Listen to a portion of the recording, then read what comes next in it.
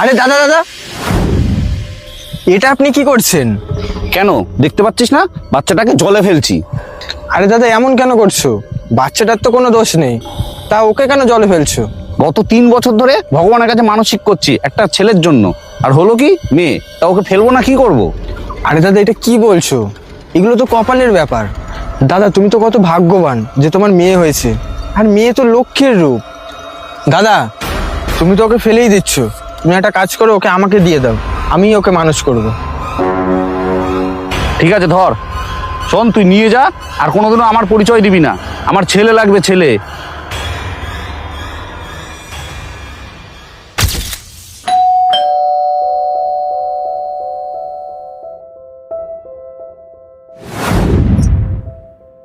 এটা কার বাচ্চা?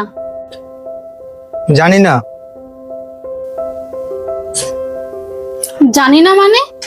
আরে বলছি আমি তোমাকে, তুমি আগে এখানে বসো, তারপর সবটা খুলে বলছি। হ্যাঁ বলো এবার। আজকে আমি পুকুর পাড় দিয়ে যাচ্ছিলাম, হঠাৎ করে দেখি এই বাচ্চাটা রবা বাচ্চাটাকে পুকুরে ফেলে দিচ্ছিল। পুকুরে ফেলে দিচ্ছিল কেন? এই বাচ্চাটা রবার ছেলের প্রয়োজন ছিল, কিন্তু মেয়ে হয়েছে, সেই কারণে।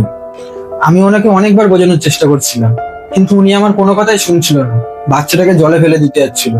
তাই তো আমি বাড়িতে নিয়ে আসলাম বাচ্চাটাকে মানুষ করবো বলে। শুধুমাত্র কন্যা সন্তান বলে বাচ্চাটাকে জলে ফেলে দিতে যাচ্ছিল। এমনটা কেউ কখনো নিজের সন্তানের সাথে করতে পারে?